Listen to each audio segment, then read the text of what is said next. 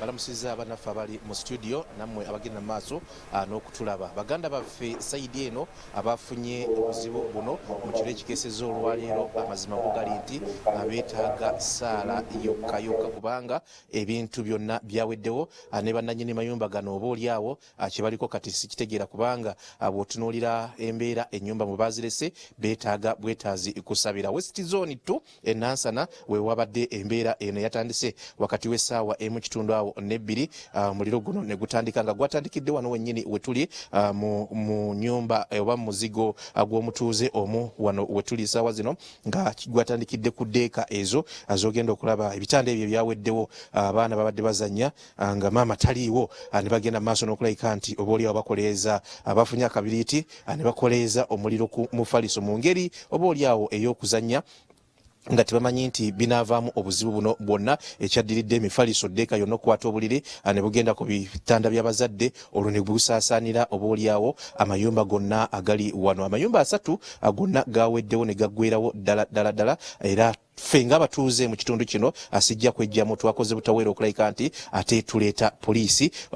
eya fire brigade okulabika nti bataasa ku amayumba amalala agaddiridde eno eyavuddeko enjega eno. Ekifo kino nga kisulwamu abantu bangi era nga poliisi yakoze butaweera okulabika nti bataasa oba oliawo mizigo emirala kubanga bw'olaba gino egyo girina egigitunuddemu kakati gino egigitunuddemu nagyo gyadde ku risiki eyokulabika nti oba oliawo gikwata omuliro. Ebintu by'abatuuze ebiwerako byo byasaaniddewo ddala kubanga jjukira awe gwakwatidde abangi ku babeera wano babadde tebaliiwo babakubidde bukubizi masimu ne babagamba nti ekiri eno kifumba mutuku era awo abasobola bazze ne bagezaako okulabika nti babaako bye bataasataasaako naye nga mpaawo biri awo by'oyinza kwogerako biyinza kuba nti byataasiddwa. Wano wendi ndaba ate gulinga ogwagala okuddamu wano simanyi obeera tunaddamu ne tuyita poliisi oba abawano banaavaayo buvi ne bayamba kubanga basuze bagezaako. Ndaba wano waliwo oba mifaliso ebiringa ebyagala okulabika nti ate biddamu okukwata omuliro nga bwolaba wano. So Ssemamba ajja tuyambako akubire musajjawo wa fire brigade oli omwangu atutaaseeko wano kubanga gwe wano gulabika gwagala ate kuddamu nkya ya leero guyinza okuddamu awo ne guleeta ensasage wano naye nga anoono naye nga bw'omulaba ebibye byonna byaweddewo tewali kyasigaddewo n'ekisenge okiraba ne ruufu yonna yabambuseeko buli kimu oba oliawo akyasse wansi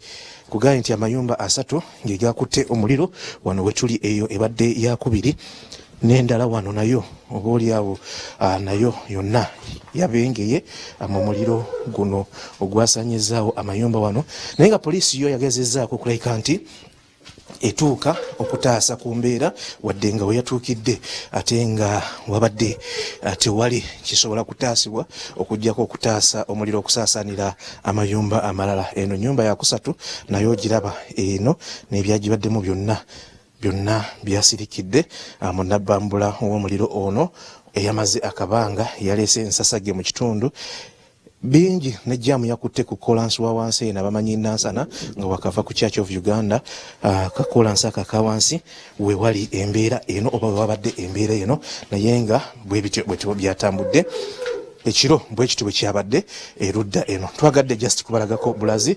mbeera nga bwe yabadde erudda eno naye nga bakoze butaweera ate okutaasa amaka g'abantu kubanga bw'otunuulira wano neiba waabwe ono Kinyana Mpindi wano wadde gutandise okubuubuuka okudda sayidi eno naye baafubye nnyo okulabika nti babataasa. Mama ndi wamala embeera bweti bwe yasuze sayidi eno ebintu bwe bityo bwe byatambudde. Twayambiddwa nti ebintu nga bino tebyabadde mu gas otherwise bino bibeere kubeera mu gas ebigaasi sirinda ate kyandibadde nga kisukka bususi. Obulebwa bityo bwe byabadde mu kiro ekyakeesezza olunaku olwaleero abatuuze bannaffe sayidi eno byebyo byebakereddemu bye basuzeemu byebyo mu kiseera kino tebaliiwo. Kambaddiza omuzindaalo mugende maaso n'okuweereza naye nga twaligadde kubalaga bulazi ate ebitundu bya Kampala n'emiriraano bwe byasuze ne bwe bikedde enkya ya leero.